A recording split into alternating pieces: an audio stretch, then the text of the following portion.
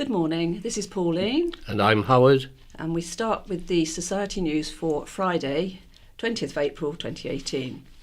Tuesday, there will be 2 coffee mornings held in aid of the Society on Tuesday the 24th of April. The first in the West Wight at the End of the Line Cafe, Yarmouth, from 10:30am to 12 noon. And the second in Bembridge at the Cloisters from 10:15am to 12 noon. Please go along and support these if you are able. The Dolphins are swimming this Tuesday, the 24th of April, in Ryde at the Waterside Pool. The pool is closed to the public whilst the group swims. There are male and female volunteers to help you get in and out of the pool, as well as lifeguards to ensure your safety. To join the Dolphins, please call the Society first to notify us of your swimming ability. Wednesday, the weekly coffee morning will be held at Millbrook House this Wednesday, the 25th of April, from 10:30am. The coffee mornings are not just for blind and partially sighted people. Anybody can come along and have a cup of coffee or tea as well as a piece of cake. We will also be holding the new low vision drop-in between 10am and 12 noon on Wednesday.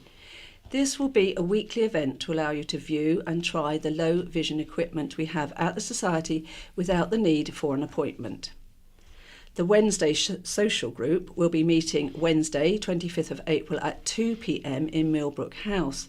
The entertainment this week is folk and pop music by local music group Scram. The group lasts approximately 45 minutes, which is then followed by tea or coffee and cake. Thursday, the Thursday social group are meeting on Thursday, the 26th of April at Millbrook House. The group meets from 10:30am till 2pm. You can knit or just have a chat, then later in the afternoon volunteers come in and read to the group from different topics. Friday, the Striders group will be meeting on Friday the 27th of April for a stride from Shorewall to Bryston. The minibus will leave Millbrook House at 10am and drop group off at Heath Hill in Shorewall. The minibus will pick up after lunch in Bryston for return to Newport. For those driving to the starting point, parking is limited, but there is usually room for 2 cars opposite the SW18 path we will set off from. Please be there by 10:20am. Lunch is booked for 1pm at the Three Bishops pub in Bryston. Other news now. The Isle of Wight Fellowship meeting will be held at Bethany Evangelical Church, Union Street, Newport, on Saturday 28th of April at 3pm. The speaker this month is Mr. Andy Attrill. There will be hymns, a quiz, story reading and a short Christian message, followed by tea. A collection is taken from which donations are made to the Torch Trust for the Blind. Hymn books and scripture are available in large print and braille. For further details, please contact Jackie Moore on 520797. On Tuesday 24th of April, Volunteers Manager Michelle Taylor and Marketing, Communications and Fundraising Manager Chris Kane will be guests on Vectis Radio at 2:30pm with Maggie and Kelvin Curry. Michelle and Chris will be talking about volunteer opportunities at Sight for Wight and Dress for Less, as well as general chat about upcoming events. You can tune in on 104.6 FM or online www.vectisradio.com. The next freshwater book group for the visually impaired will be held on Tuesday 24th of April at 11am in Freshwater Library. This friendly group meets once a month to discuss the previous month's book, receive copies of the next book and enjoy refreshments. If you'd like to attend, please go along to Freshwater Library on 24th of April at 11am.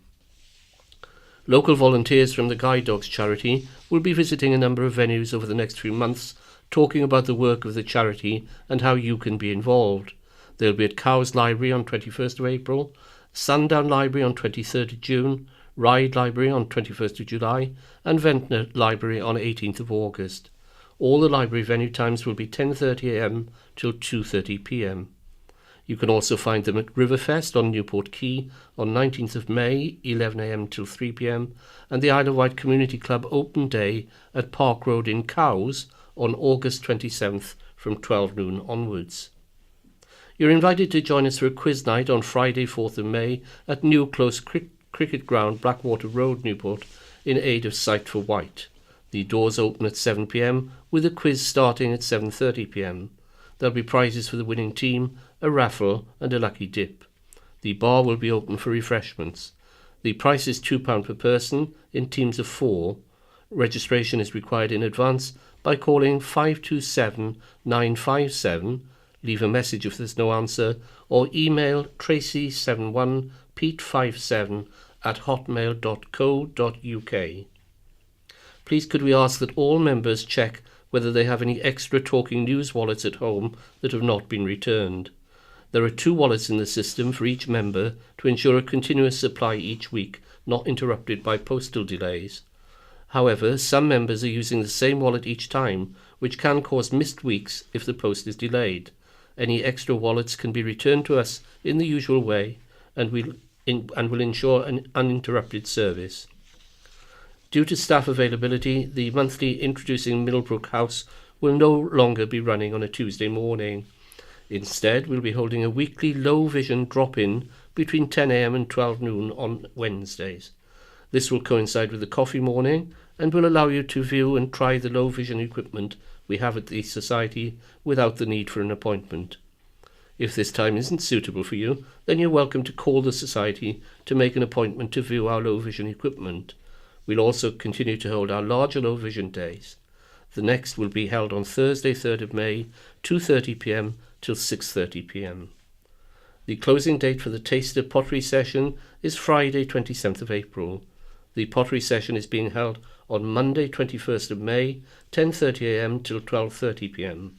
For more information, please call Laura Jasper on 522205 or email members@iwsb.org.uk. And now we move on to the scaffolding news. So we have a list of footway obstructions for works including scaffolding or hoarding. We're unable to include end dates as many are extended on a week-by-week basis, and also included our tables and chair permits that have been issued in the past week. So we start with Bay and Ventnor area.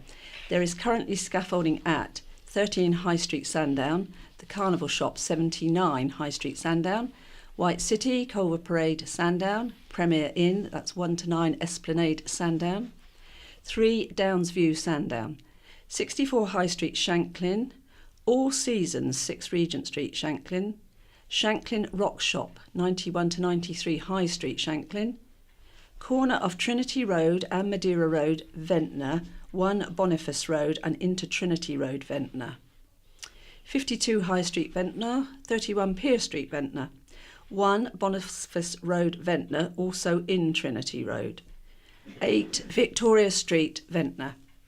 There are currently hoardings at Wight City, Culver Parade, Sandown, and the Premier Inn, 1 to 9 Esplanade, Sandown. There are currently skips at 40 South Street, Ventnor, 18 Station Avenue, Sandown, 30 Perone Way, Sandown. There is currently a cherry picker at 27 to 31 Regent Street, Shanklin. New skips are due at 78 Whitecross Avenue, Shanklin, and that's from the 2nd of May. Now in the Cowes area, there is currently scaffolding at Pascal Atkey and Grace's Bakery, High Street, Newport. Sorry, that's High Street, Cowes. Royal London Yacht Club, The Parade, Cowes. 35 Alfred Street, East Cowes. There are currently hoardings at 93 High Street, Cowes. There are currently skips at 58 Hefford Road, East Cowes, and 22 St David's Road, East Cowes. New scaffolding is due up at Totty's Fish and Chips, High Street, Cowes, it says from the 26th of March, and we're awaiting some new dates. In the Newport area, there's currently scaffolding at Bryston Viaduct, Military Road, Bryston, 38 Key Road, Newport, 18 Ludley Street, Newport, 68 Pyle Street, Newport, Ulverston Mews, Pyle Street, Newport, the Waverley, 2 Clatterford Road, Newport, 3 and 4 Holyrood Street, Newport, Stotsbury's Fish and Chips, 43 St James Street, Newport, Carphone Warehouse, 51 High Street, Newport, Domino's, St James's Street, Newport. There's currently a cherry picker at Co-op Food Store, Pyle Street, Newport. That's for 1 day only, Sunday the 22nd of April. New skips are due at 1 Park Close, Newport, due on the 2nd of May. In the Ryde area, there's currently scaffolding at 40 Union Street, Ryde. 78 George Street Ride, 23 to 23A Union Street Ride, Diamond Pet Shop 168 High Street Ride, ADA 55 Union Street Ride. There are currently skips at bottom of Pier Road, Seaview, Sand Cove, Pier Road, Seaview, Rockcliffe, Circular Road, Seaview. New scaffolding is due up at Clinton Cards High Street Ride from 30th of April. Wight's Fish and Chips 41 to 42 High Street Ride from the 9th of May. New skips are due at Mountain Warehouse 167 High Street Ride, dates to be confirmed. In the West Wight area, there's currently scaffolding at Everson's Funeral Directors, Broadway, Totland, Brooklands, Queens Road, Freshwater, Memorial Hall, Avenue Road, Freshwater, south side of Town Hall, Market Square, Yarmouth. There are currently skips at 4 Queen's Terrace, Queens Road, Freshwater. There's currently a cherry picker at St James's Church, The Square, Yarmouth. New scaffolding is due up at Patch Computer Shop, 139 School Green Road, Freshwater from 30th of April, and holdings at Old Post Office, Key Street, Yarmouth from 4th of June. And this week's In Touch. In this week's episode, journalist Richard Lane has now spent half his life as a blind person. He recently turned 50 and decided to take a year out with his wife Liz to live in rural southwest France in the Périgord, to take stock on his life, particularly in relation to his blindness. Peter Wight went to France to meet Richard and talk to him about some of the issues he is trying to sort out. He told Peter that even though he's now been blind for 25 years, he still has occasional days when he finds his blindness hard to deal with. Peter asked Richard questions about his reasons for taking himself out of his comfort zone by living in a remote area without access to public transport or amenities, thereby removing many of the things which most blind people would consider desirable to make life easier to live independently. Richard says his time in France has allowed him some perspective on his sight loss, to focus on what he can do rather than the things he can't, to spend time developing his passions, playing the violin and cooking, and to remember that sight loss was for him not the end of the road, but the start of a new journey. The producer is Cheryl Gabriel and the presenter Peter Wight. News now from today's county press. That's Friday the 20th of April. Our smoke alarm saved our lives. Make sure you check yours. A Binstead family spoke to the county press this week following their dramatic and lucky escape from a fire at their home in the early hours of Wednesday. Andrew Damp, 36, his wife Louise, 38, and their 12-year-old son Thomas had to exit through the front bedroom window, escorted down a ladder by firefighters. The blaze broke out in the porch of the Hillrise Avenue house. The family believe the fire started in their freezer and spread to the tumble dryer next to it. Both appliances were burnt out and smoke had filled the porch by the time the alarm woke the family. They went to investigate at 1:48 a.m. and found smoke creeping through the ground floor and coming up the stairs.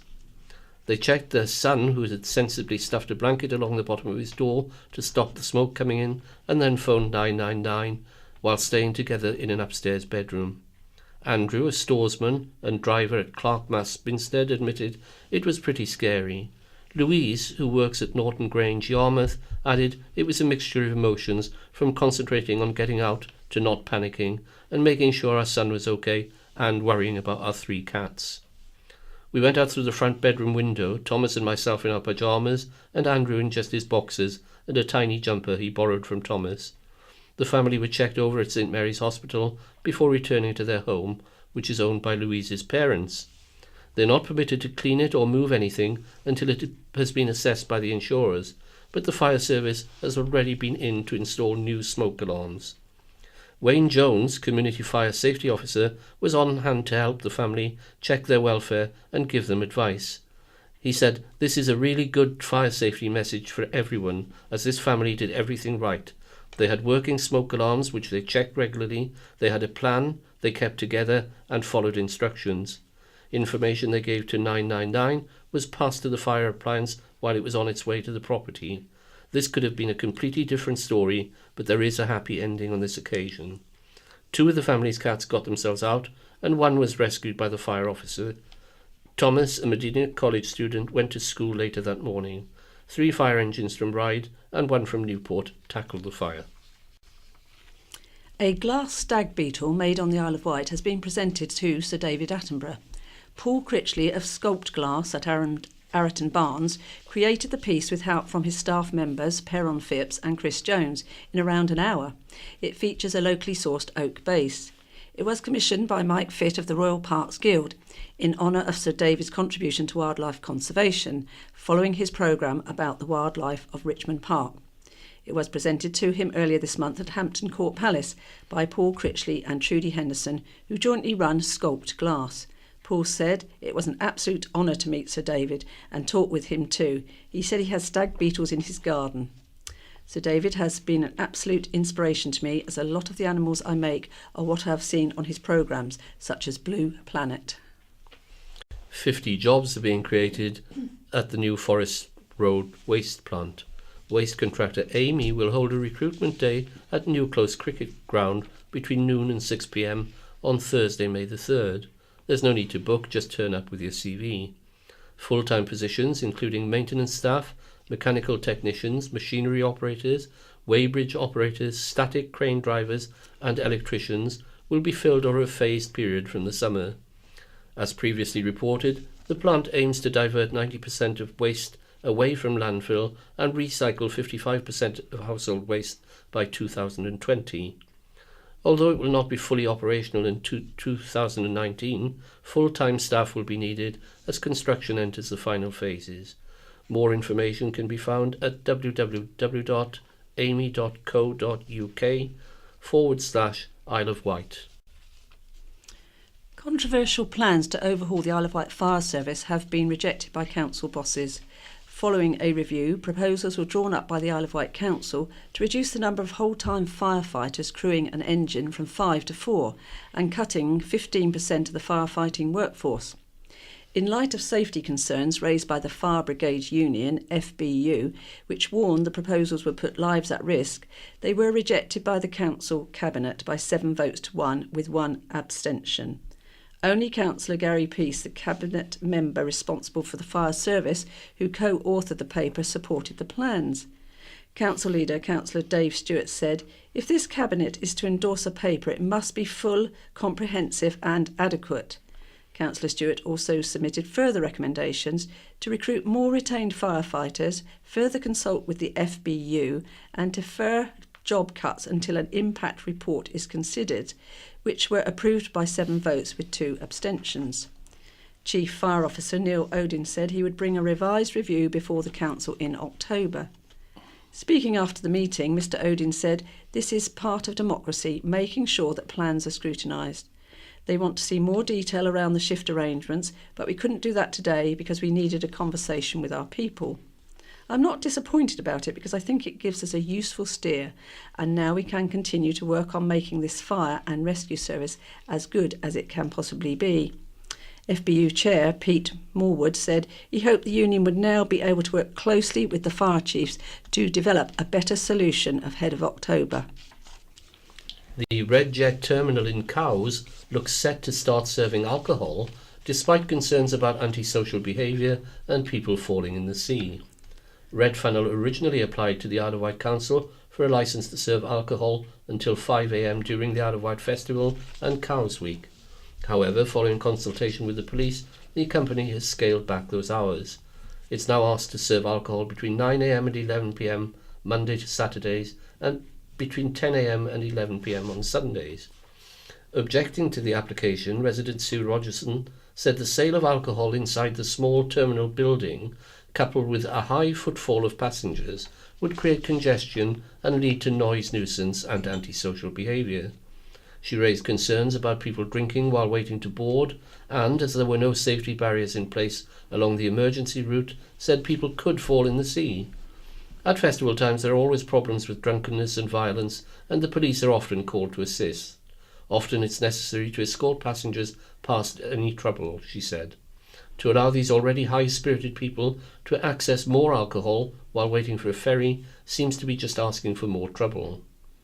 Cowes Town Council has also raised concerns. In a letter to the Council's Licensing Committee, Town Clerk Debbie Faulkner said the premises have been altered and there's now much less space for people to sit and wait for the ferry. To encourage more people into the terminal to buy alcohol could affect the safety and comfort of all passengers.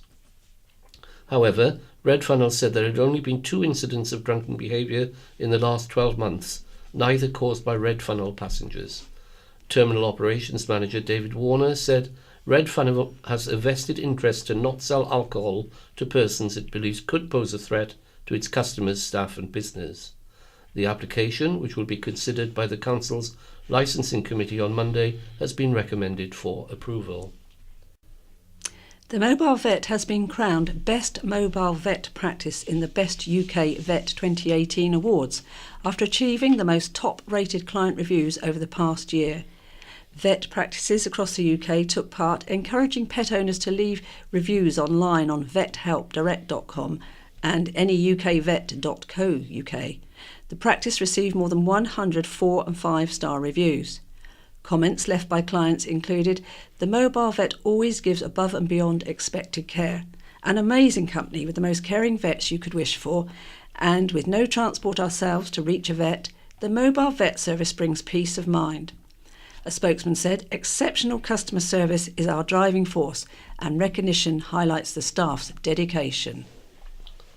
A milk round, which has been running since 1931, will make its final deliveries this weekend after bosses said it simply didn't make enough money.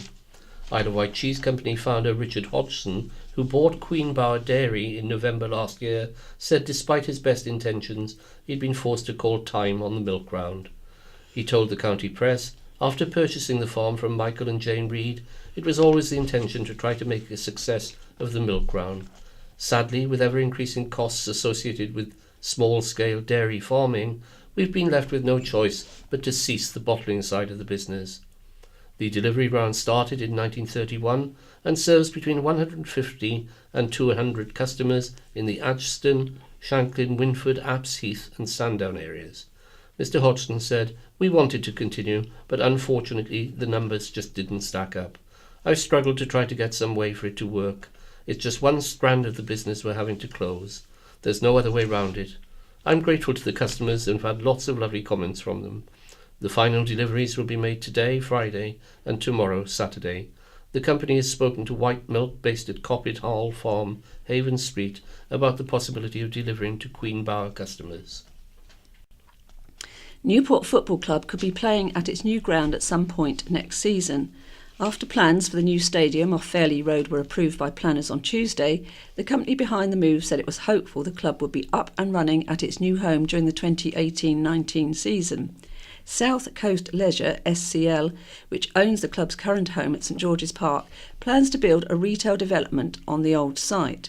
SCL's planning consultant Paul Airy said, "This will generate the funds to build the new stadium and, with a fair wind, we hope to have it built and occupied during the 2018-19 season." Peter Westhorpe, Secretary of the Newport Football Club Supporter Society, said, "This is the ideal location for the ground and the proposed facilities are exactly the right specification for our current use and future aspirations." The proposals submitted by SCL will provide Newport Football Club with a floodlit pitch, main stand and clubhouse with function room facilities. Councillor Jeff Brodie raised concerns about pedestrian access to the site, as people will have to cross Fairley Road from nearby bus stops to reach the entrance on East Cowes Road. The plans were modified following a consultation with residents. The agreed proposals now include vehicular access via Whippingham Road and an exit via a left-only turn onto Fairley Road. Subject to adequate provision for pedestrians coming from Fairley Road, the application was approved unanimously. The floodlights for the pitch are only permitted to be lit for 4 days a week between 4 p.m. and 9:30 p.m. Objections were raised by residents of East Cowes Road about the number of vehicles parking along the road and increased noise and light pollution. Ward Councillor Matthew Price was absent from the meeting, but a statement was read on his behalf. He proposed lowering the Fairley Road speed limit from 50 miles per hour to 40 miles per hour. However, officers said speed limits were the remit of the Highways Authority. The floating bridge broke down again at the weekend and was withdrawn for maintenance work yesterday, Thursday. A mechanical fault was to blame for a 5-hour cancellation on Saturday. The Jenny Lee replacement boat was launched after 50 minutes, causing long queues on both sides of the river. The vessel was taken out of service yesterday to carry out work on the electronic and navigation systems. Noise damping material was due to be fixed to the prow to help reduce noise. The council has asked an independent consultant to take further noise measurements following complaints from residents. Council leader, Councillor Dave Stewart, said this planned work is part of our continuing aim to get a good and reliable service for residents during this extended trial period. The Council's Scrutiny Committee has called for a floating bridge users group to be set up to gather feedback from the community. An application to build 30 new houses in Whippingham has been submitted to the Isle of Wight Council, prompting objections from residents who claim they were told the Greenfield site would remain undeveloped. Jill Chapman, 77, who moved to the new Hawthorne Meadows development opposite the site 3 years ago, said, "When we bought our houses, everyone was told the land would not be developed. It's the last bit of green in East Cowes, and it's lovely to see children playing during the summer." Jill warned local services would be unable to cope if more homes were built. She's not been able to register with a local dentist and said it had taken only 5 weeks to book a doctor's appointment.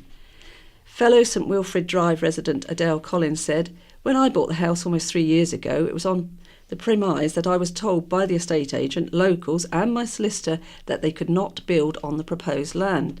I was told it was protected as it had slow worms and would be unable to be built on anyway because of the asbestos pit in the area." A spokesperson for Barratt Homes, the Hawthorne Meadows developer, said, "We can't predict future development by other house builders on land we do not own. As such, our staff would not categorically tell buyers that there will be no future development nearby."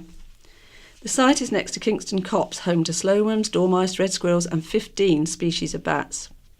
Planning consultant for applicant BCM, David Long, said the land had always been earmarked for development within the island plan, originally with 12-metre-high industrial buildings. He said within the planning history this site was always due to be developed at some point.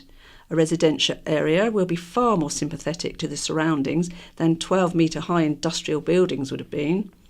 Concerns have been raised by local councillors Julia Baker-Smith and Carl Love, who branded the plans part of continued East Cowes land grab that was overcrowding the town. The deadline for comments on the application is next Friday. Women at the Isle of Wight Council are paid on average £1.33 less per hour than their male counterparts. A report issued by the Council at the end of March has revealed a gender pay gap of 9.6% between male and female employees. However, the Council said the gap didn't stem from paying men and women differently for the same or equivalent work. Instead, it was due to the roles in which men and women work within the Council and the salaries those roles attract. 70% of the Council's lowest paid staff members are female and 79% of part-time roles are occupied by women. The report states, one explanation for this might be that part-time roles often afford greater flexibility for those with caring responsibilities who generally are more likely to be female. The Council said another factor was 78% of first-year apprentices within the Council were female, and apprentices attracted a much lower pay rate in their first year, only rising to minimum wage in their final year.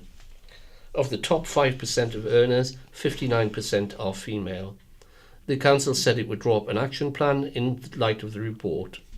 Over the next 12 months, it will promote opportunities for flexible working to existing employees, encourage men to take up apprenticeships, and provide advice and guidance for flexible working options, particularly to those applying for higher graded roles. Speaking at a council meeting last month, Councillor Stuart Hutchinson, Cabinet Member for Finance, said, "It shows that you can't just identify a gender gap and leave it at that, so we'll be doing some more work on it. Our initial indications are that, compared to many of our neighbours, we're performing extremely well. As the years progress, we will look at refining this information and getting a neutral gender gap." The island has been named the third worst local authority for secondary school staff cuts. Figures compiled by the National Education Union, NEU, and published by Schools Week show between 2014 and 2017, the island's secondary schools lost an average of 16.6 members of staff, including teachers and teaching assistants. Only Middlesbrough and Reading lost more. Isle of Wight Labour Party parliamentary spokesperson Julian Critchley said, "Obviously, these figures are a cause for concern.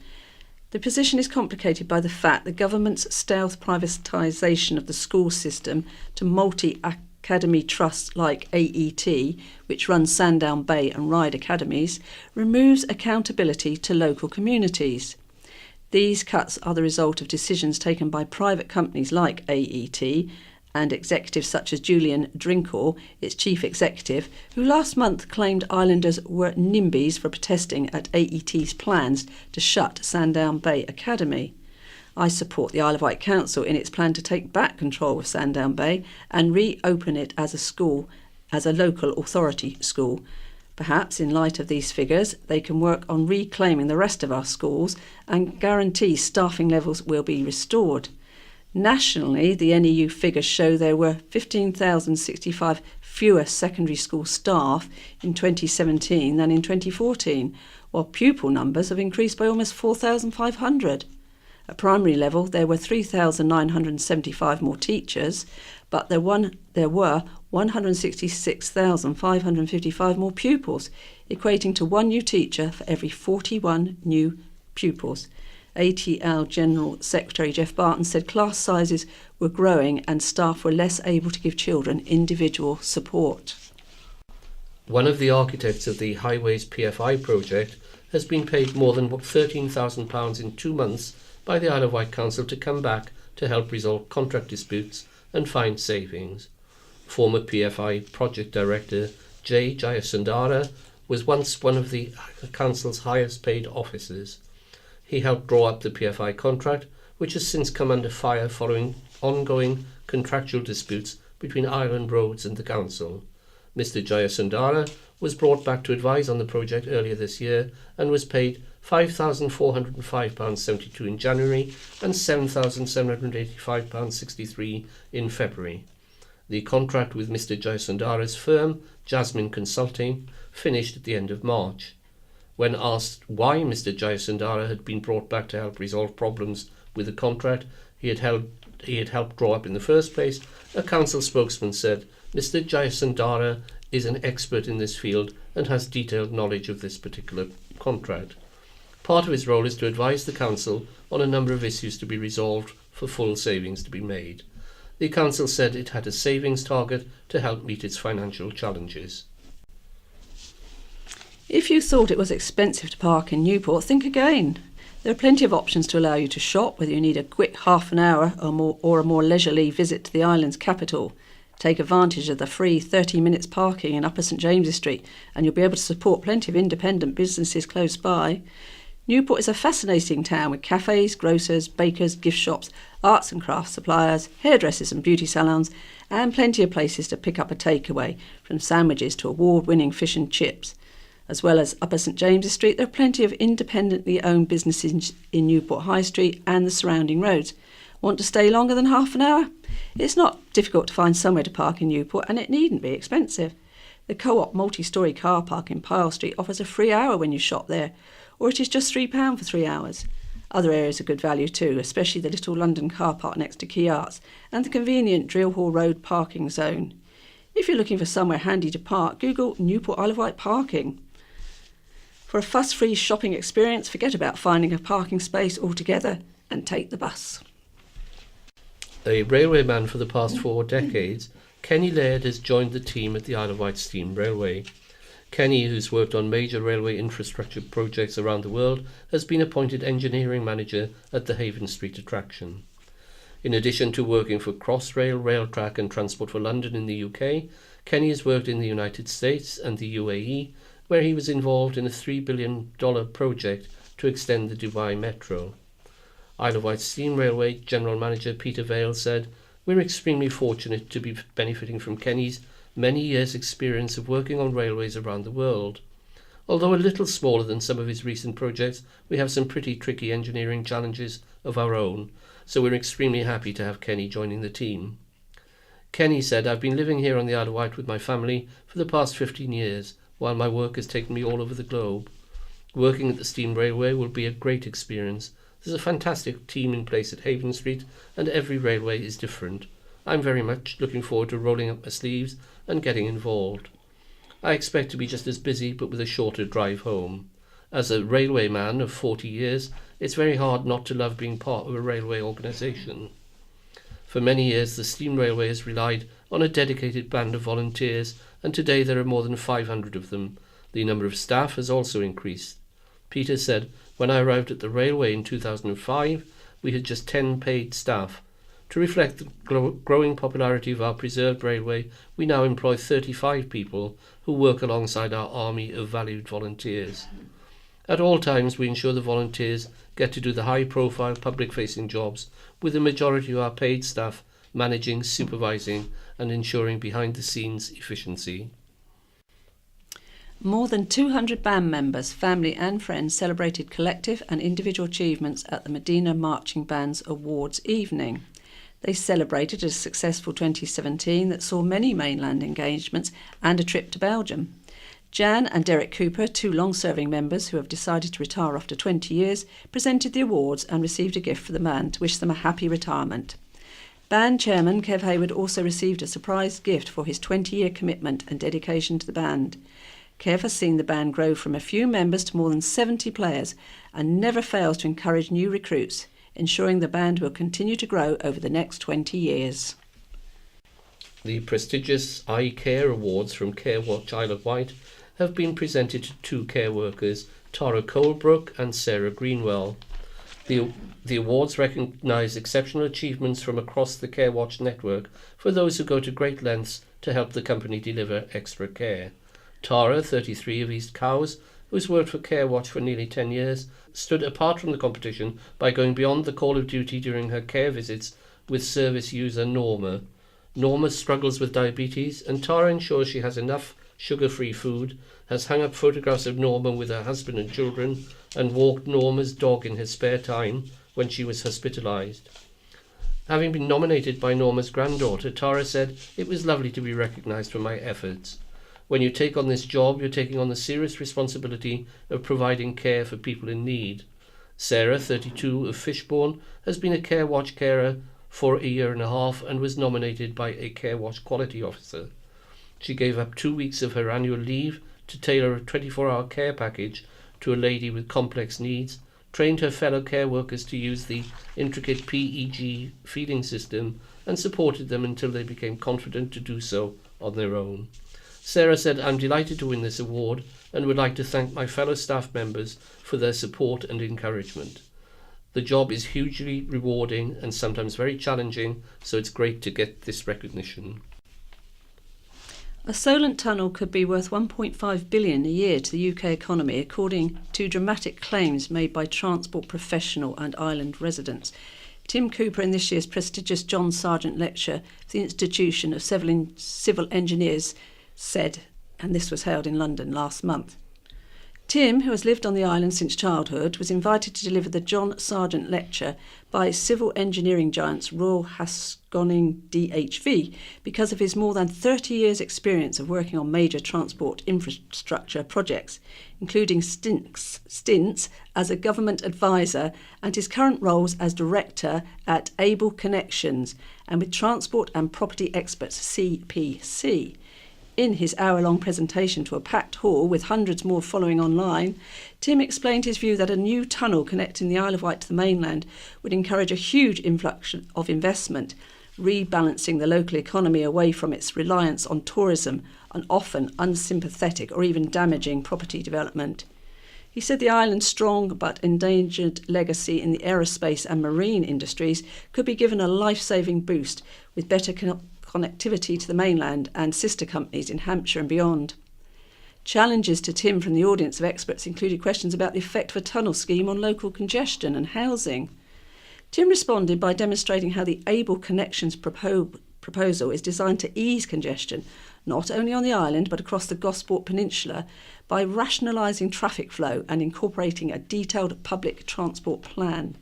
The housing challenge would be mitigated by a rebalanced economy, attracting younger families back to the island, altering the makeup of the demographic rather than increasing the overall population and weakening the demand for retirement accommodation. All of these ideas are set to be tested in an in-depth visibility study. Tim was keen to stress the personal impact a regenerated island would have for him, providing the jobs and opportunities which could encourage his children to put down roots rather than being drawn away to the mainland. Speaking after the lecture, audience member Paul Buchanan, who helped establish the case for London's Crossrail and many other major transport schemes, commented, "It's a really interesting idea. It seems plausible that a tunnel might be both financially viable and largely privately funded. The most sensitive issue may be whether Isle of Wight residents want the changes a tunnel might bring, but there seems little doubt that there could be some significant economic gains." A school science technician who was mock headbutted and tripped up by students has spoken out against violence towards staff. Almost 43% of education professionals have experienced violence at schools, and academies and free schools have no legal responsibility to report violent behaviour. The Island branch of the National Education Union, that's the NEU, put forward a motion at its national conference held in Liverpool last week, encouraging members to report violent incidents and schools to document them, helping to raise awareness. Science technician Corrie Rayner, who works at an island academy, said at the conference, support staff are an easy target because they're often viewed as less important. In my particular case, I must admit I was not particularly shaken. Low-level aggression of this kind has become rather commonplace. The motion, proposed by Isle of Wight Joint Secretary Peter Shreve, received unanimous support. Mr Shreve said, "We're pleased the issue has received so much interest, but little will be changed in the short term. The present fragmented education setup is fundamentally flawed, and we hope that somehow we can work collaboratively on this issue in these austere times. Students need more support and staff need to be protected now. The issue is we do not know how many incidents there are, as non-LA schools do not need to report. The national fragmented structure of the education system means we have no idea of the scale of the problem. Even if we did know, the local authority has its hands tied, as it's not responsible for non-local authority schools." A Southern Co-op store in Ryde is helping to get unemployed islanders back to work. The branch in West Street has partnered with the Wight Trust and has recruited 8 new colleagues in the last 6 months, with more expected throughout the year. The Bridge to Work scheme offers paid work and tests people's ability to work while increasing their confidence and resilience. Store manager Mark said, "Over the last 6 months we have employed 8 clients from Wight Trust on temporary contracts, so they have experience to put on their CVs. 2 of those have become permanent store colleagues. We've also helped other clients gain an understanding about the work we do in store and get some experience to help them get jobs elsewhere." A couple who long to escape the corporate rat race in London have opened a coffee shop in the West Wight, which will provide a home from home for customers. Stephen and Becky Powell have set up the Freshwater Coffee House in School Green Road, where they offer a relaxed environment for families and friends, as well as an informal meeting place for groups, clubs and evening workshops. Stephen, 41, said, "We moved to the West Wight just over 18 months ago after I'd been ground down by 90-hour working weeks, which left little family time. We longed for a place by the sea to bring up our 2 children, Willoughby, 5, and Vera, 3 months, and to live somewhere we could escape the 24/7 culture of corporate life on the mainland. I've been overseeing business banking and a segment of personal banking for a third of the UK for a major bank, following 7 years running my own business as an executive coach and leadership development consultant." Becky, with a background in running corporate training teams, insurance and mortgage underwriting, had looked after our son Willoughby full-time for the past 5 years. She'd always loved coffee shop culture, and we dreamt of opening a coffee house. We decided now was the right time and Freshwater the right place to go ahead with the idea. We're about great barista-made coffee and tea served with light snacks in a wonderful atmosphere. We'd also like to think we would feel welcome and that our coffee house will be a place where people can work, rest and play as a family. And that concludes the first part of your talking newspaper for today. So it's goodbye. Best wishes from Howard. And from Pauline. Hello, here we are again with Weekender. I'm Sarah. Hello, and I'm Paul, and I'll make a start on letters. Got one here from Dr. Jane Baleskill at Binstead. No more homes until NHS sorted out. We do not need any more houses on the island until the NHS and education departments can cope. 1 month ago, my GP sent me to St Mary's with possible appendicitis. I spent an hour in pain waiting for triage, despite being in tears with pain and vomiting. I then waited another hour to be seen in A&E. After blood tests and a scan, I was transferred to the medical assessment unit, initially to a windowless tiny room, and then to a hot windowless cell, apparently the old operating theatre. It was too hot to sleep and had light beaming through the door from the treatment room. Why do hospitals not let people sleep? The following day, a porter took me to Whippingham ward, supposedly a surgical ward. There was no bed, so I went back to MAU. I was eventually transferred, but not to a surgical ward. I was in a bay full of confused, noisy 90-year-olds. I asked if I could have somewhere quiet to get some sleep. No chance, so came home. Some 25% of St Mary's beds are occupied by elderly people with nowhere to go, which means other patients can't get appropriate treatment. Here's a letter from Chloe Wells, Knighton. The heartbreaking images of Syrian children which have flooded the media this week highlight again just how terribly the people of Syria are suffering. We can talk about politics and the best way forward, but as a mother of 3 here on the Isle of Wight, there is sadly so little I can do to stop the bombs or attacks. I am, however, so grateful for Samara's aid appeal for giving me a small but practical way to help those so desperately in need in the Middle East. I am also immensely grateful to the kind people of the Isle of Wight who have given with such love and generosity across the several appeals we've run. It's always a privilege to pack up the beautiful hand-knitted items which are specially knitted for Syrian children and taken to Hellesley Fabrics in Newport. This winter, much of our aid was delivered to families and individuals in Deir ez-Zor, an area recently liberated from ISIS, which had remained largely unreached by humanitarian aid. There's a letter here from Elizabeth Hopper at Newtown. Charity is intent on spoiling our village. I write as someone born and brought up and living in Newtown, a village protected by SSSI and ANOB. It is therefore with total disgust I witness the continued spoiling of this village by the action of the National Trust. It is clear the Trust is only concerned with the income it can raise rather than protection of this unique environment. The latest claim by Tony Tutton, County Press the 13th of April, that a trust does not actually actively promote Newtown was proved to be completely untrue this weekend by an activity attracting hundreds of people, causing disturbance to both wildlife and the village. The National Trust, like many charitable organisations, has chosen to put finances before preservation. It is no longer a pleasure to live here, thanks to the National Trust. Here's a letter from Shirley Locke in Newport.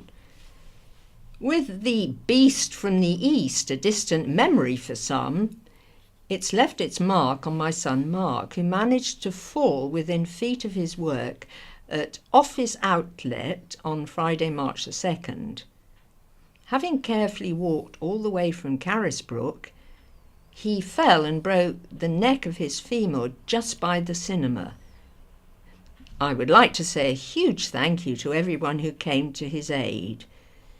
The team of tire fitters in a passing 4x4 and the members of the fire brigade who helped him onto a stretcher and drove him to St Mary's Hospital. Also a quick mention to the 2 people of Prospect Road who provided blankets and a hot water bottle. Mark remains off work at present, but hopefully will be back on his feet in a few weeks' time. Thanks again to all. Your help was greatly appreciated. Here's a letter now from Julian Critchley, Ireland Labour Party. Pleased Bob has not backed military option in Syria.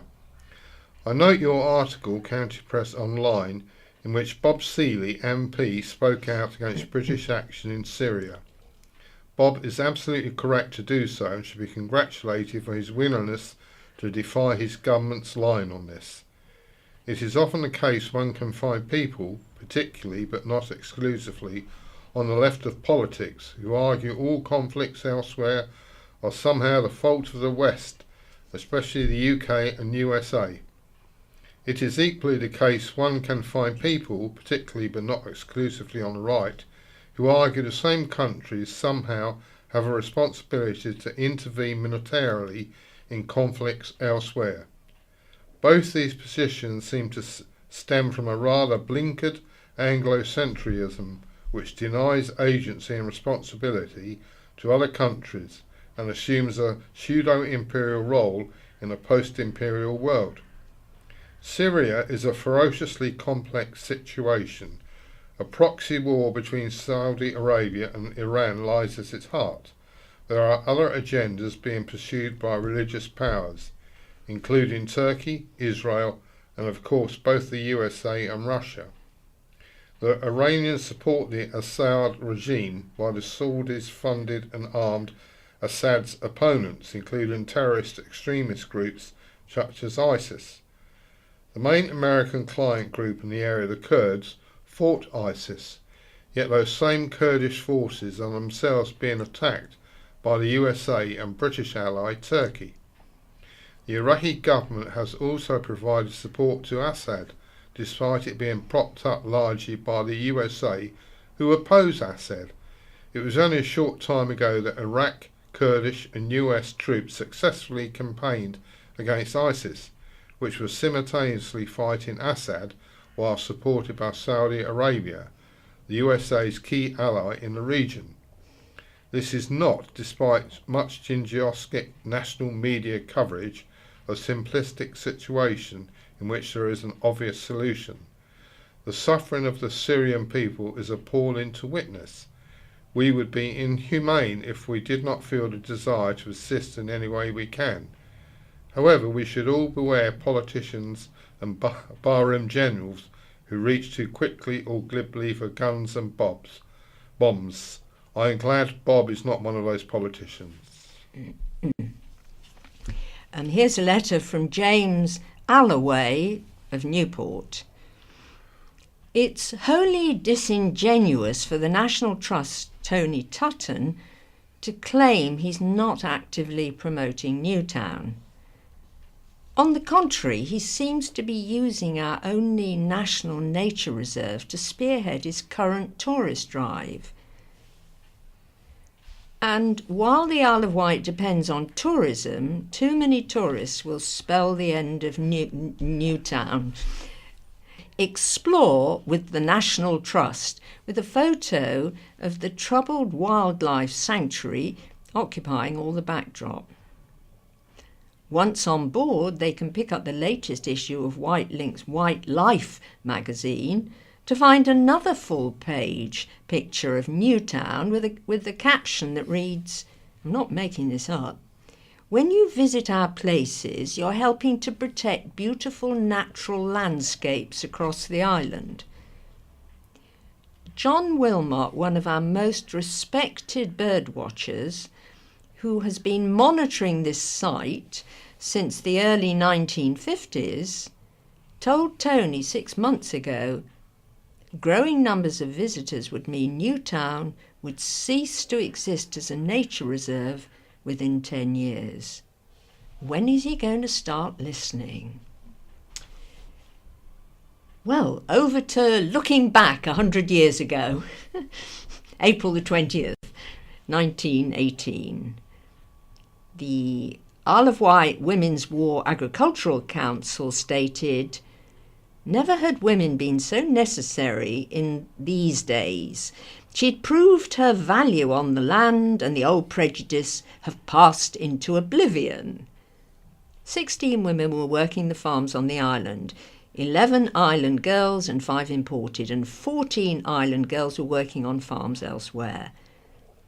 The Land Army was praised for its resilience and vigorous spirit. Also, 100 years ago, for the first time, the island formed a county nursing association.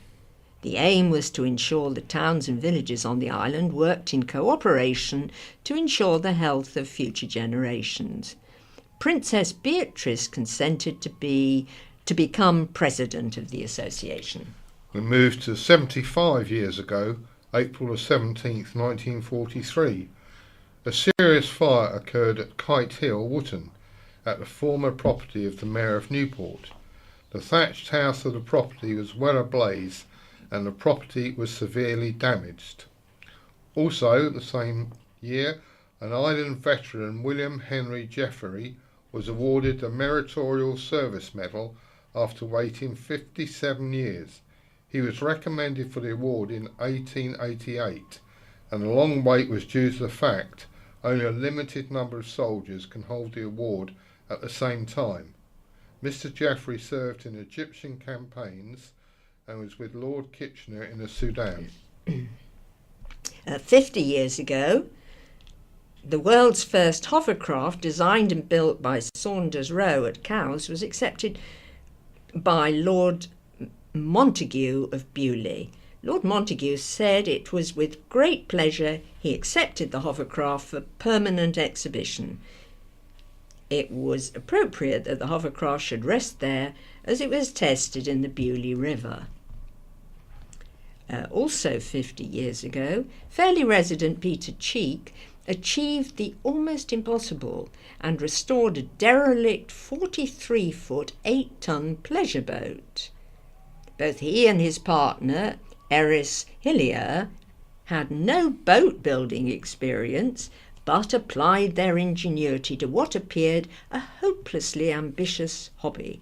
Mr. Cheek said the boat would not sink, and to buy a craft of the same size would cost thousands. We move now to 25 years ago. An island baby, Daniel Hadlow, was offered a pioneering iron lung treatment as he suffered from a polio-type virus. The Shanklin baby was based at Southampton General Hospital and was the first island person to retrieve the treatment. Also, 25 years ago, a fire gutted the first floor flat of Derek Hackett's flat in Union Street, Newport. Mr. Hackett tried to carry his burning bed and mattress out of the block after the fire started an electric blanket. He suffered burns and was treated at St Mary's Hospital. Oh dear. 10 years ago, a naval officer from Sandown completed a Mercy dash from the Gulf to St Mary's Hospital in 11 hours to be by his sick daughter.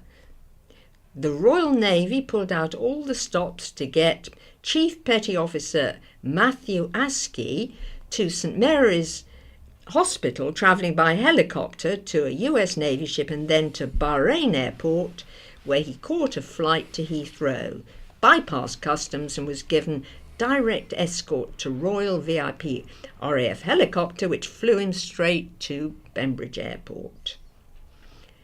Also 10 years ago, Princes William and Harry spent a laddish weekend in Cowes for the stag party of their cousin Peter Phillips, drinking with locals, watching island bands and dining out. They ate in the back bar of the Anchor and saw local bands switch before staying at Rawlings Hotel. And the last item, 10 years ago, passengers were evacuated from the Wight Link passenger ferry, Our Lady Pamela, after a fire started in her engine room mid-Solent. We now move on to Wight memories. Snakes alive. Isle of Wight serpent sightings. Alan Stroud delves into the County Press archives to find slippery tales of one of our more elusive wild inhabitants, which can be seen basking in the sunshine. Snakes are not everyone's cup of tea. Our slithery friends are most definitely an acquired taste, but County Press editors over the years have always been quite fond of them. Space could always be found for a snake story. If it involved adders, even better. In April 1887, the normally level-headed County Press seemed to believe in an urban myth when it wrote, "A boy named Wheeler was en route down on Tuesday when he was badly bitten by an adder, with alarming consequences. The downs were searched to find an adder to procure the fat to apply to the bite. One was found and the fat put on it, but it is feared the remedy has come too late." In July 1900, it was a grass snake that caught the editor's eye. A very fine grass snake was killed in the riverside grass on Tuesday by several boys, and its exhibition at premises in the High Street aroused considerable interest. Its length was 3 foot 6 inches, and it was found to contain the abnormally large number of 40 eggs, which, about as big as chestnuts, are strung together sausage-like. The reptile has been secured by Mr. Percy Wadham, a taxidermist who possesses a 3 foot 9 inch specimen caught at Dodner several years before. Percy Wadham became very well known over the years, not only for his stuffing skills, but also as an expert naturalist and angler. In 1922, Percy made another of what becomes almost regular appearances in the County Press. A fine specimen of an adder, 2 foot long, that was killed at Cranmore, has been exhibited in our window this week.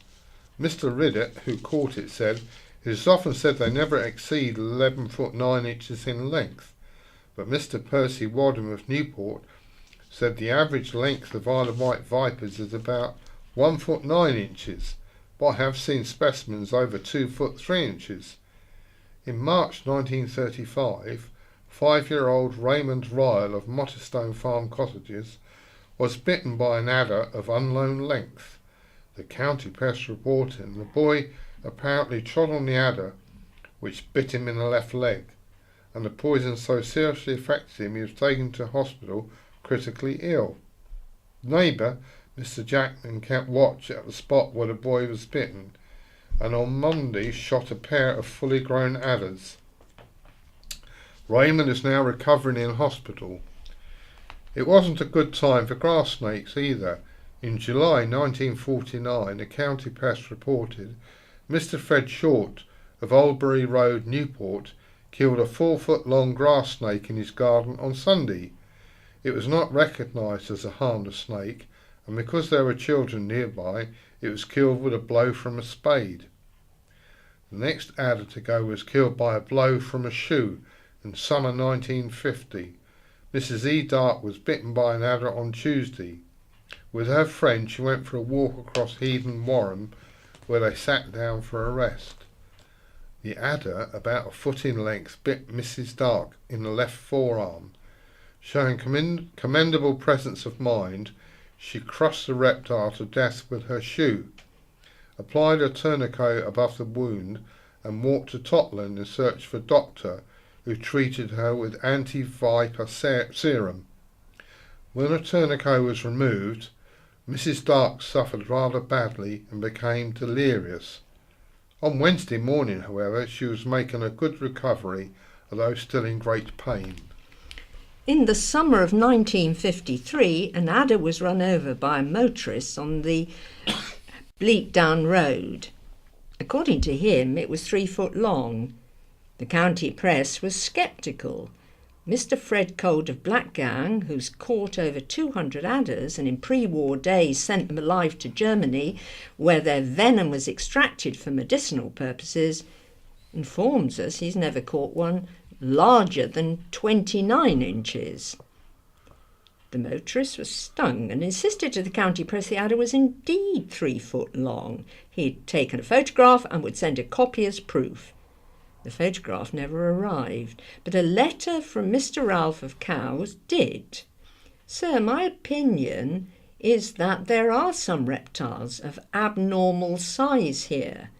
On one occasion, about 50 years ago, I came upon a nest of 165 grass snakes about 9 inches long. And when working at Hazlitt Farm one day, I heard a loud hissing and saw a huge snake lying over a hedge about 6 to 7 feet long. However, he didn't mention all the dragons and unicorns he'd seen. Finally, in March 1966, under the headline, "Thirsty Adder Meets Its Doom," came the beautifully written story, "Patrons are always assured of a friendly welcome at the Sportsman's Rest at Porchfield, but the exception proves the rule. On Monday, Mrs. Jill Tilbury, wife of the licensee, Mr. John Tilbury, had a shock when she saw the first customer of the morning, an adder. By way of introduction, the visitor flung back its head and hissed. Mrs. Tilbury called for her husband, who, armed with a mallet, called a hasty, 'Time, gentlemen, please, for the adder.' With the introductions complete, Mr. Tilbury transferred the adder to a large jar.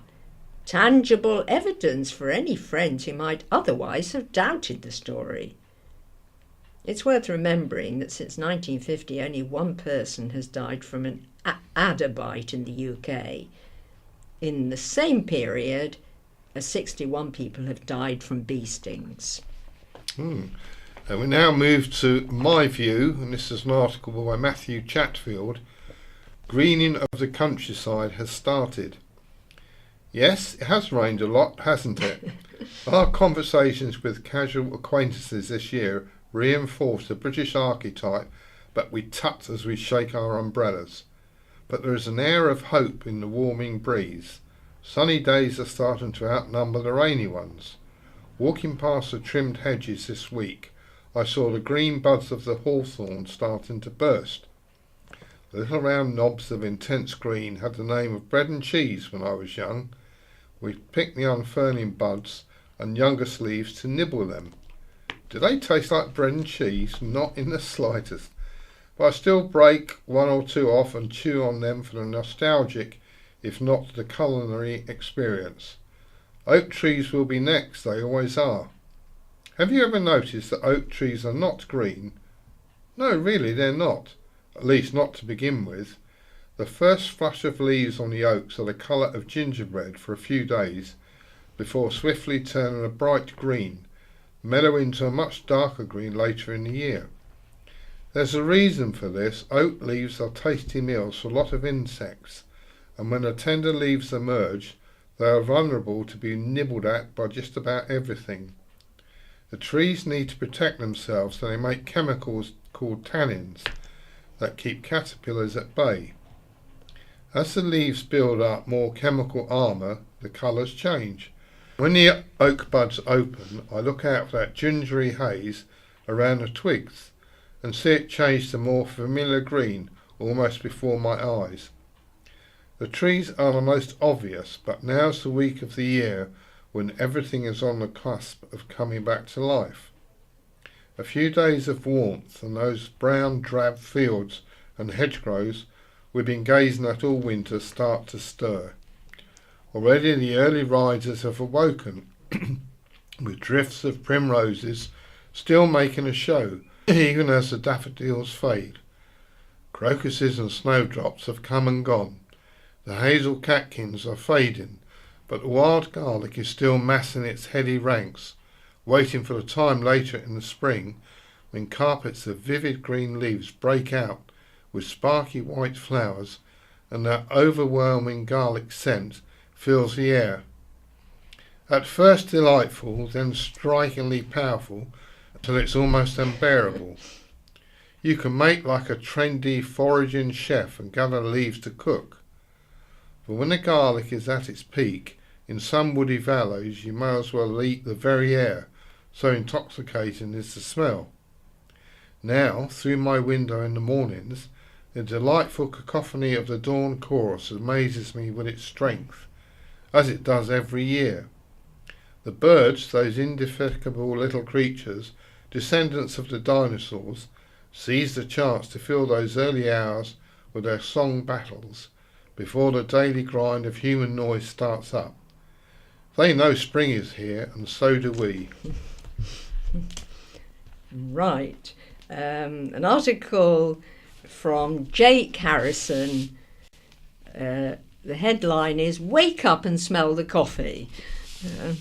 If you walk down any island high street these days, it will become apparent how popular the coffee shop has become. With small businesses popping up everywhere, from Rye to Freshwater via Newport, as well as commercial chains making their mark too, it looks as if there will be no stopping the rise in popularity. We all love a good catch-up. We love nothing more than a weekly gossip with our friends and family, discussing everything from the weekend shenanigans, the terrible weather, and the rising price of baked beans. We would sit and talk gibberish for hours on end, just as long as we're armed with our favourite drink and free Wi-Fi. And we're better to do this than at your local coffee shop. I'm intrigued.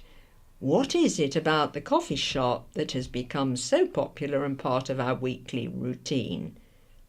What is it about a flat white that's become good for the island business and social activity? When you enter a coffee shop, you are instantly greeted by a warm and welcoming atmosphere. The smell of great coffee and food, with smooth music playing in the background and an overall relaxed vibe.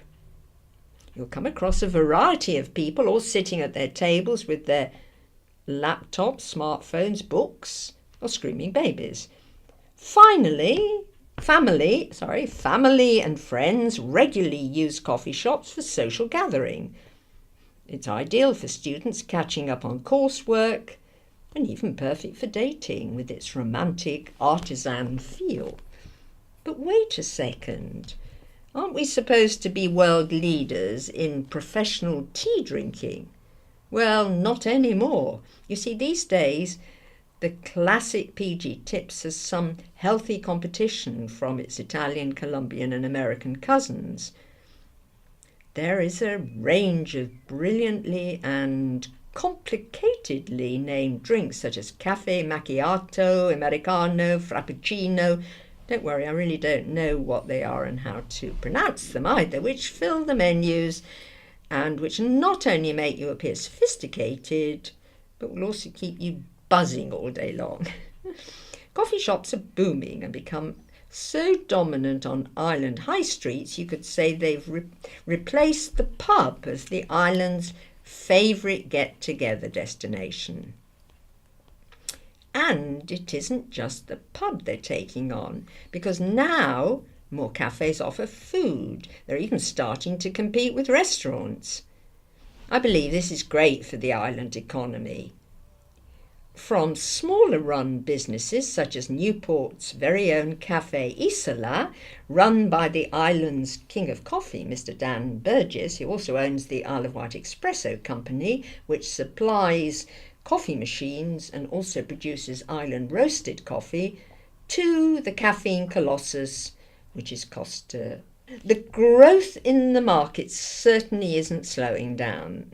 They're also very convenient. Wherever you are on the island, you'll probably be within 5 miles of your favourite caffeinated beverage.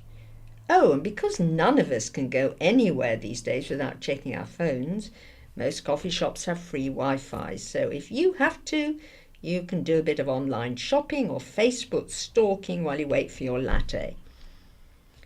Coffee shops are here and getting bigger. I blame the television show Friends. You know, that popular show from the 1990s, where a group of badly dressed men and women sat around a sofa drinking coffee and talking nonsense. Sound familiar? Just one last question. I need someone to answer. What in the world is a pumpkin spiced latte? Right, we'll change the scene slightly. We've got quite a few things here with what's on that you might be interested in. Cats the Musical will support big cat welfare. Real big cats met their theatrical doppelgangers when the cast of Cats dropped into the Isle of Wight Zoo. Ventnor Theatre Group is staging a musical over the May Day weekend at Ventnor Winter Gardens and will be raising money for the zoo's Heart for Tigers campaign through their bucket collections. The zoo is fundraising to build 2 new big cat habitats complete with pools, heated rocks and resting areas. This will allow the attraction to bring 2 new groups of ex-circus tigers to the island this year. It is the first time Cats has been brought to the island with an adult cast, and Ventnor Theatre Group is creating a faithful reinterpretation of the original set for the smaller stage. The Andrew Lloyd Webber musical was first performed in London's West End in 1981 and ran for 21 years. Catch it in Ventnor on Friday, May the 4th and Saturday, May the 5th at 7:30 p.m. or Sunday, May the 6th and Monday, May the 7th at 2:30. The show is directed by Verity Godwin and produced by James Fothergill, with Donna Briharmony as musical director and Andy Denham as choreographer.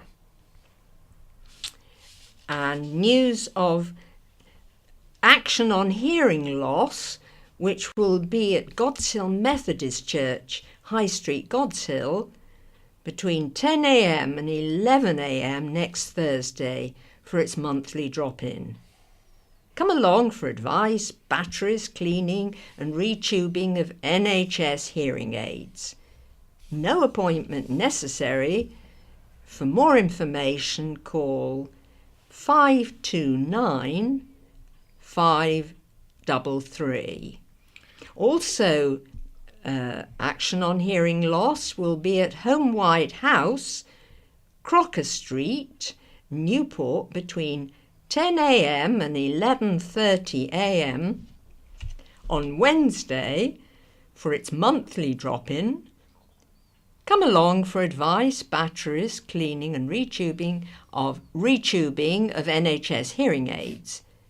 An appointment is necessary. Call 529 533. And lastly, Nelson Road Park Community Group meets on Monday at 10:30 a.m. at the First Newport Scout Hall, Woodbine Close, Newport. This small friendly group of local residents is working to keep the park safe and fun for all and arrange community activities in the area. For details, ring Becky Haydock on 0300 777 7837. Isle of Wight Rock and Roll Saturday 21st of April, a rock and roll special. Mark Keeley's Good Rockin' Tonight, Riverside Centre, Newport. 7 till 8, 2 phone numbers 527670 and 404773. Also, the Alzheimer CAF is on Wednesday at 2 p.m. at Shanklin United Reformed Church, Sandown. This is a free informal meeting place for people living with dementia, their families, friends, carers and those with an interest in dementia. Contact 220200. And the Riverfest. Newport's popular Riverfest is preparing to set sail again as this popular free event enters its 11th year. Set on Newport's historic quay, local residents and visitors will enjoy a wide range of entertainment. Organised by the island's Footprint Trust charity and supported by Newport Parish Council, the Isle of Wight Council, Southern Co-op Funeral Care and Southern Water, the festival will take place on the Royal Wedding Day, Saturday, May the 19th. Local food and drink, arts and crafts will be available from island businesses and charities. Riverfest is a celebration of the island's beautiful watercourses, and in particular the 5 flowing through Newport. Island Rivers will be in attendance to tell people about its work across the island and opportunities to get involved.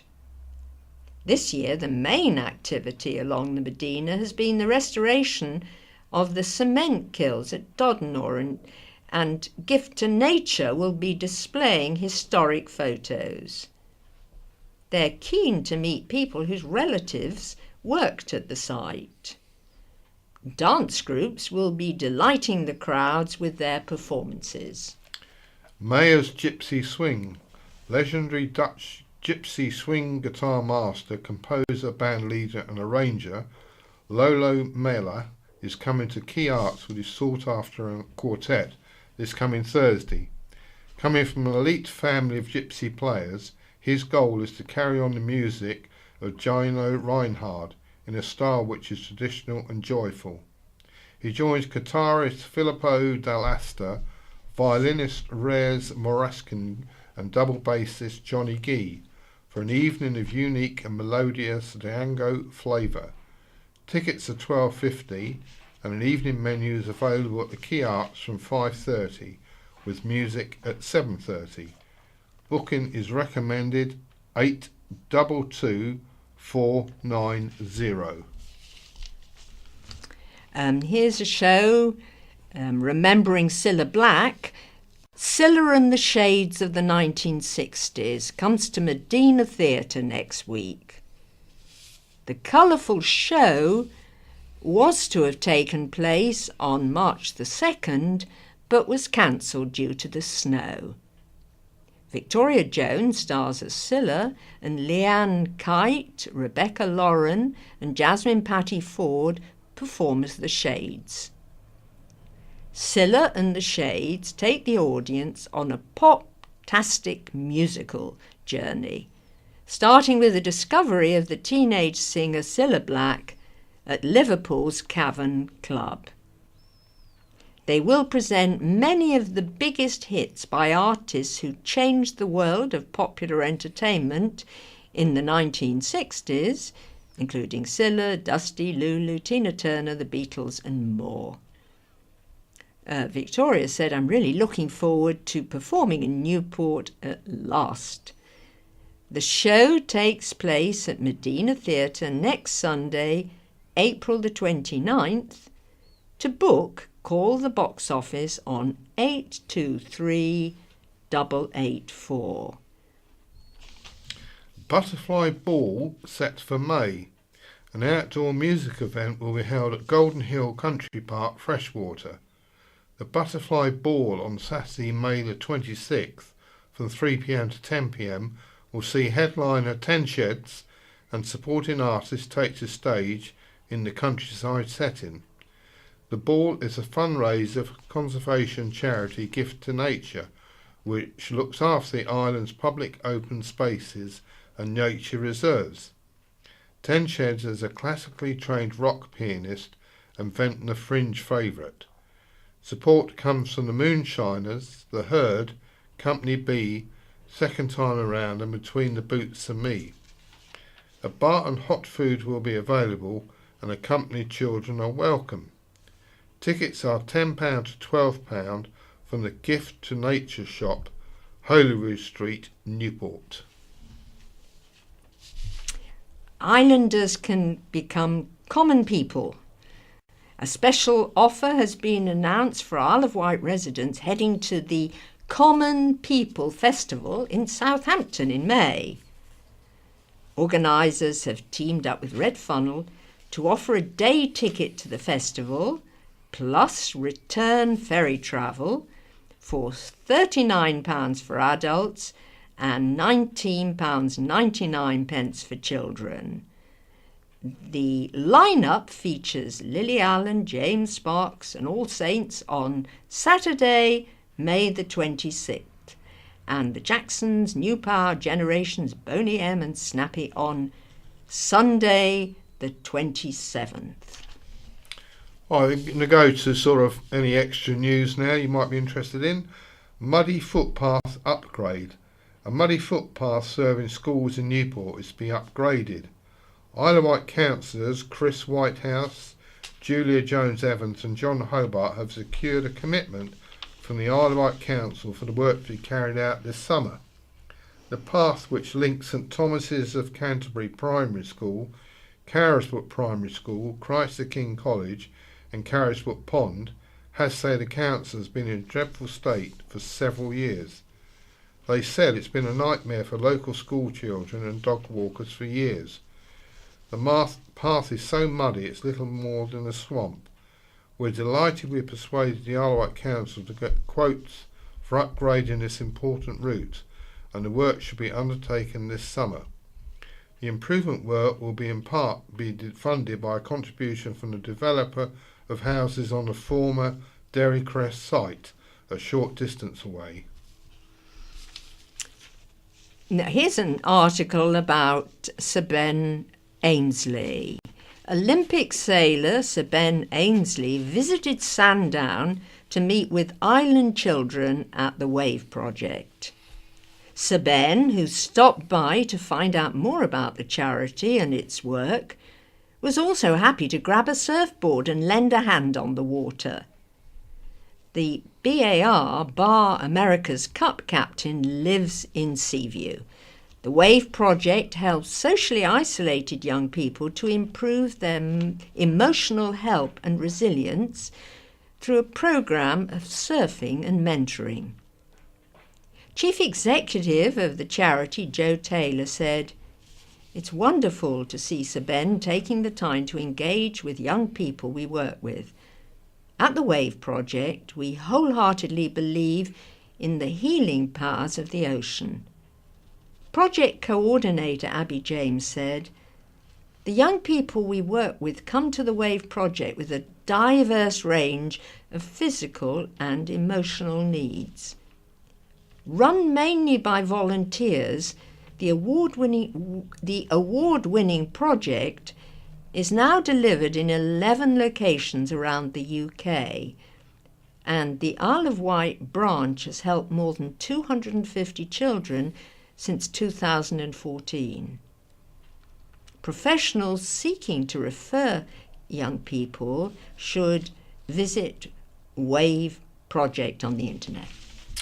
And that's all from us. It's goodbye from Paul. And goodbye from Sarah.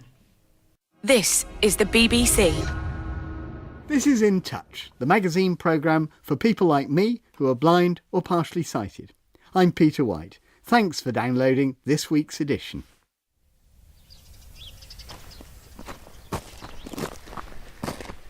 I first met Richard Lane 25 years ago, just after he'd lost his sight. Since then, he's appeared regularly on In Touch. He's hosted a series on cooking without sight. He's reviewed audiobooks. He's charted the improvement in the accessibility of newspapers. So what's he doing now, living in deepest rural southwest France, miles from most of the things many blind people think are essential to living independently? And I do mean miles from anywhere. Well, it's partly about trying to live the good life, but is there more to it than that? I'm here to spend a day with Richard, trying to find out.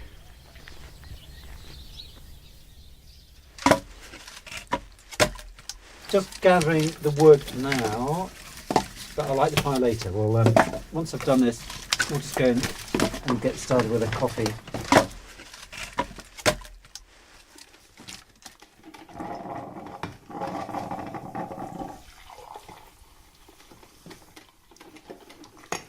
Here's your coffee, Pete.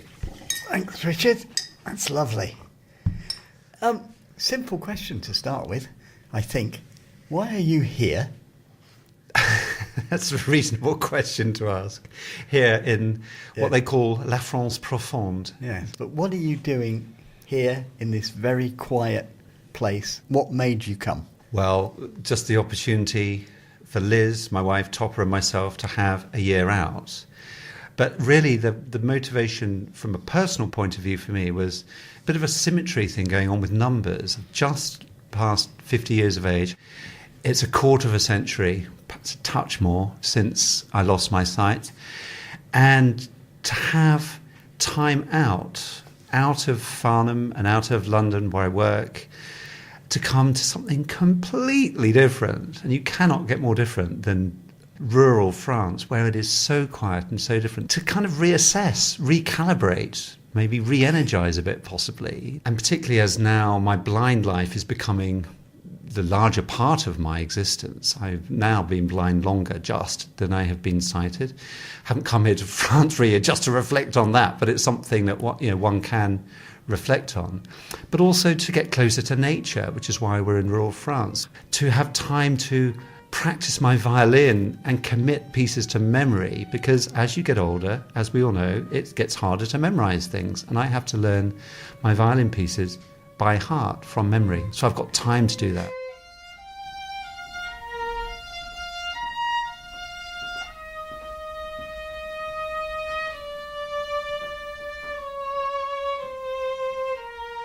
But you did suggest to me that there were things about your blindness that you thought you hadn't really quite got clear in your mind. Yeah, I mean, to be honest, I still don't feel particularly good at being blind if one has to be good at being blind, or some days I don't feel as I've got the hang of it. I mean, mobility is a key thing, and I've had 3 wonderful guide dogs, and Topper, who is with us now, is about to retire. But I'm going to go back, and I'm not going to have a working guide dog for a good few months. So actually, having the time and this rural idyll that we're in gives me a chance to practice using my cane, to feel confident with mobility, but to do it in a beautiful surrounding where there's bird song and there's country noises and things, not in a busy town or, heaven forbid, practicing my long cane technique at Waterloo Station. It wouldn't get on very well. But you have talked already about work, about the fact that perhaps you would regard yourself as one of the lucky visually impaired people who has been in work. But I think also the suggestion that the extent to which you've worked and the intensity with which you've worked has been something of a cover for you for not thinking about the extent to which you have had to adjust and maybe whether you've adjusted enough. Yeah, I think that's a reasonable point. I mean, I think work, which, as we all know, frankly, it's appalling how few blind people work, and that's still terrible. And I'm very conscious of the fact I'm very lucky in that I have always worked. And that's great, of course. If I didn't work, and this is one of the challenges I think possibly coming here for the year, was to suddenly not have work, not have the kind of deadlines that I'm used to back at home. That has been different. And initially I found that a little bit tricky because I suddenly did find myself reflecting a little bit about, well, how am I going to occupy my time and my thoughts? And is the fact that I'm blind, is that suddenly going to get me down? Is my blindness going to suddenly creep out of me and suffocate me or swallow me up a bit? It didn't, but it certainly has reinforced in my mind just how valuable work is, not as a cover-up, but just as a professional thing to do, to have your brain stimulated, curiosity, working with people, teamwork, all that stuff is really, really important. You suggested to me, I think, when we were talking about this programme, that maybe for some blind people, maybe for you, work was a way of keeping those sort of demons away. Yeah, and I think it has been sometimes because I still have days where I'm very unhappy about being blind. Really? Absolutely. Even 25 years on? Absolutely. They are infrequent, and I've certainly had a couple of moments here in France in the past 6 months, and there's no obvious cause. It's just sometimes this almost visceral feeling of hopelessness because one is blind, and possibly the rural setting almost sort of exaggerated the feeling of difficulty because the countryside is not an easy place to knock around when you can't see, particularly if you're not used to it. I've been here a few months now, and I feel much more positive about that. So it's been a bit of a voyage of discovery, really. Unhappy about what aspects of being blind? However, far in the past now my sight is, I still have a very strong sense of what the world looks like, of what my family and some of my friends, obviously not friends I've met recently, or Liz, of course, whom I've never seen, but I still have very strong visual reference points, and they're very helpful. But also I still have, from time to time, a sense of loss, because, of course, those memories are getting further and further away, and that on a negative day, that saddens me. On most of the other days, I'm thinking, I'm so glad I've got those reference points, and they contribute to my feeling of whole, of my existence, which for 25 years was a sighted young man. But that does bring us back to why here, because you could, I mean, it's a lovely spot. I've been enjoying the silences, but I've also been thinking, as a blind person, it's not where I'd want to stay, not even for a year, let alone, for the rest of my life, because you're away from public transport, you're quite a long way from shops, you're away from the things which make it easier for a blind person to operate independently. So you put yourself deliberately in that position.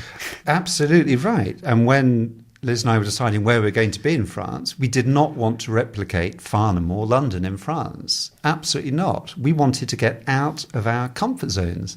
And that was the point, because it's not as risky as it sounds. We're only here for a year. We're going back home. We haven't sold our house. We haven't moved to France. I mean, that would be a completely different proposition. And I'd be getting a bit worried now if we had done that. But I wasn't thinking of it as risky. I was thinking more of the fact that you have put yourself in a situation where you are more dependent on Liz than you would have been in those places. And I'm wondering why you thought you needed to do that. Because I'm a great believer that life has got to be stimulating and life has got to be different. And a year in the country could have been in the UK, but okay, it's in France. A year in rural France, to me, is a chapter of my life, of our lives, that we are never going to forget. And ultimately, that's what it's about, because the older we get, we acquire more memories, don't we? Because more of our lives are in the past. But you mentioned the fact that you're in France. That's another element that's made it potentially difficult for you. I know you do speak a little French, but the thing that equals life up for blind people is language. It is the ability to ask, to engage. We can't do as much with gestures and eye movements and all that stuff. We use language. You've taken away another element, really, where you're not quite on the equal terms you would have been in the UK. Yeah, you're spot on, of course. But again, that's the thrill of it, you see. So you're a masochist? Basically. Well, maybe a slightly. But I'm just intrigued. Life has got to have colour. All these colour analogies and sighted analogies, but life for me has to be interesting, stimulating, and even if it's frustrating from time to time, bimbling around rural France with my wooden stick, not speaking French terribly well, being misunderstood by someone in the shop. Sometimes you bang your head in, but actually it's life enhancing as well. It's enriching. Is the skin off that way? I can't tell. The skin is off it, yeah. All right.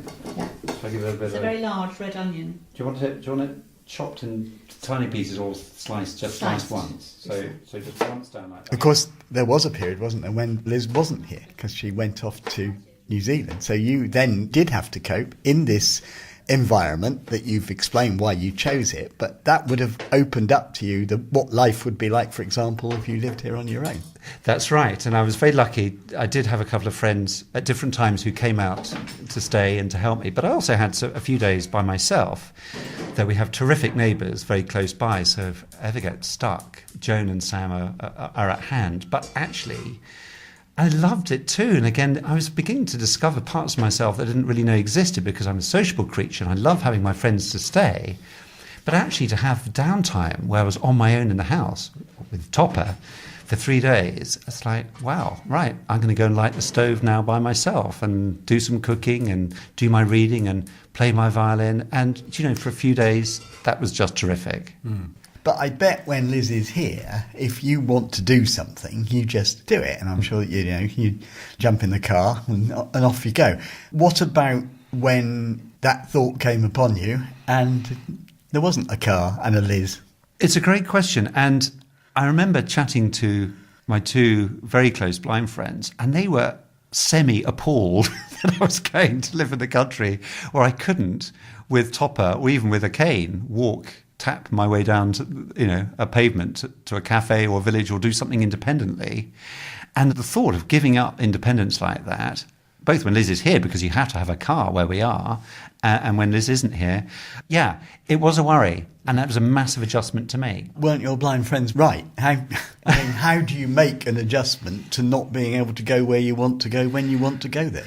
You just have to say, I can't have my own way. I can't just I'm out of my comfort zone. And I suppose that goes back to the point about coming here in the first place. But there are enough restrictions in being blind in the first place. Why impose a few more? Yeah, because I think by closing off a few more avenues, it then gives you more of an opportunity to focus on the things that you can do. Less sometimes is more. I'm just trying to compute these two things together with the sense you said you had days of and a period of depression where, because you were thinking about these aspects, but you've also described it as a time you enjoyed. Can you put those two things together for me?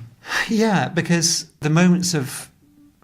What I call it really is, just the depression thing, it is erratic. It's very occasional, and it's happened over 25 years. It hasn't increased since I've been in France. It's just part of my experience of being blind, having been sighted and lost my sight. I call it part of my territory, of my experience of blindness. Just because you have the odd moment where you're feeling a bit depressed doesn't mean you're not around that, still having a stimulating, interesting time. And that's... The more life goes on in my blind life, the more I believe that's just part and parcel of being blind. Just remind us a bit about the circumstances of losing your sight, because you did lose it at a time which, there's not, probably everyone would say there's not a great time to lose your sight, but you were a young man, you were at the beginning of life, you were beginning to do all the things that excite people, like driving and stuff.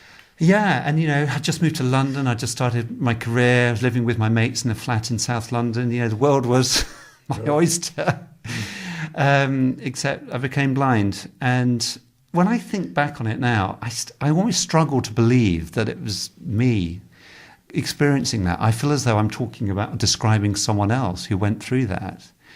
But of course, for everything that's bad, I have been lucky. Always worked, as I said, terrific friends and family, and I've never felt, I've always had help. Whilst the blindness could make me feel very lonely, I've never been alone. There's always been people around, and I think that made a great difference. How well were you prepared for it? I don't mean psychologically yourself. I mean, how much were the facilities there to help you understand what you were going to have to do? I got some brilliant help. I remember getting help from RNIB at their employment rehabilitation place down in Torquay. No longer exists. I learnt long cane training, the rudiments of Braille, touch typing pretty quickly so I could get back to work and do that stuff. So that stuff was good. What was awful at the time, social services were just more than useless. I ended up telling them more than they could tell me. And that was before we even had the internet. I couldn't even look it up. It was just ridiculous. That was pretty poor. I remember contacting RNIB. I was desperate for counselling, for some emotional support. And again, in those days, the RNIB would just give you the telephone number of the British Association of Counselling in Warwickshire. And you would then give them a ring and they'd say, sorry, I don't know much about visual impairment. And so I ended up getting some private counselling for a little bit. And clearly things have improved in that area now, I know. So, yeah, I was just puzzled, really, with it all. I was lucky that the practical help I got was good, and that got me back up and going. So what's the significance of walking along here, as you are doing, with your stick? Well, I just sort of started doing it without even thinking about it. Bought a walking stick, because just always wanted a walking stick, never had one. Got one from the village shop. It's called a champignon because the top of it's shaped like a mushroom.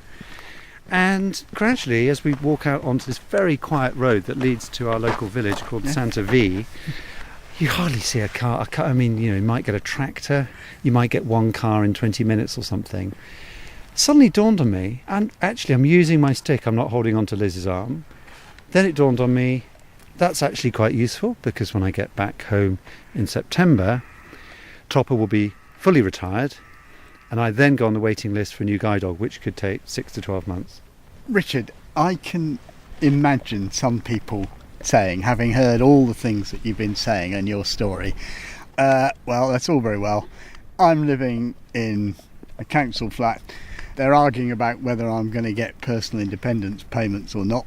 My social worker never turns up. What do you think what you've been saying says to someone like that? Well, you know, I can only give you my personal account of my journey from sight into blindness and the blind life I've had.